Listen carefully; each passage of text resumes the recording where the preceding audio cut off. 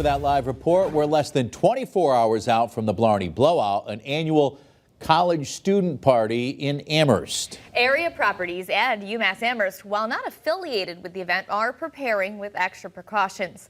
Western Mass News reporter Olivia Hickey joins us live in Amherst with more. Olivia?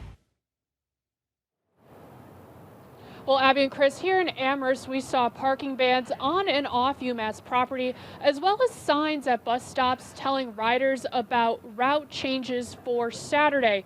Now, we spoke with UMass officials today who said that they think they're doing what's best for the students, but not all students are on the same page on precautions that are in place.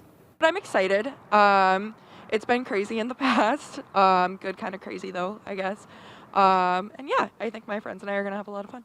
UMass Amherst junior Delaney Heath is living across the street from the well-known townhouses, a popular off-campus housing option for many. It's also where the annual Blarney Blowout usually takes place, a springtime celebration for area college students, not associated with the university. She admits living across the street leaves her with some concerns. His fear would just be like people trashing our lawn and like us getting in trouble with my landlord or like the company we lease from. But we do have like a camera set up in case so that we can catch like anybody on our property. These are not the only precautions in place for the area. From the road, our Western Mass News crews captured no visitor parking signs dated for this weekend, and notices on the Pioneer Valley Transit Authority bus stop outside the property, alerting riders buses will not pick up or drop off here on Saturday. This precaution concerns Heath. It keeps kids from getting on the road drinking and driving because the bus is an effective way to transport kids without harming anybody. I understand why it happened, but I don't think it's the smartest idea.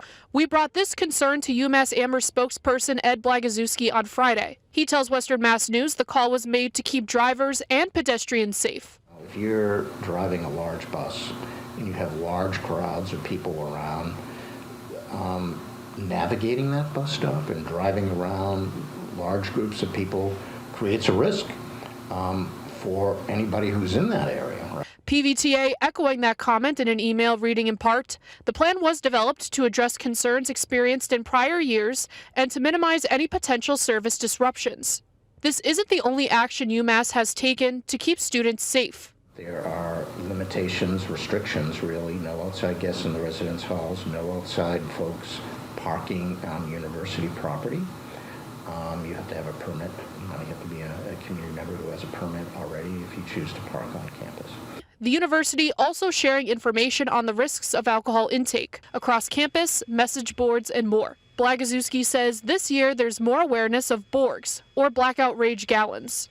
The number of ambulances that had to be used to respond to students who had ingested too much alcohol because of the Borgs. Now I think everybody's learned, including the students, that there are risks in that. And so both the education aspect as well as the ability of the police to intervene as necessary if they see those containers, I think will be effective. But despite these measures, students anticipate big crowds. Stay safe, have fun, but stay safe. Yeah, agreed. Western Mass News did stop by the townhouse of Amherst's leasing office today, where we were told no comment. Neighboring Amherst College also shared a statement with Western Mass News today that reads in part, "The health and safety of the members of the Amherst College community are always paramount. As such, the Amherst College Police Department will have additional officers on patrol throughout Saturday, monitoring the situation closely. There are no temporary or different policies in place specific to this weekend." Blagazewski emphasizes only a small number of the UMass student body may choose to participate in the celebration, and the college has offered alternative programs through their Springfest event, including ski trips and a live comedy show on campus. Now, coming up tonight at 6, we take a look at how the town and their first responders are preparing for this weekend. Reporting live in Amherst, Olivia Hickey, Western Mass News.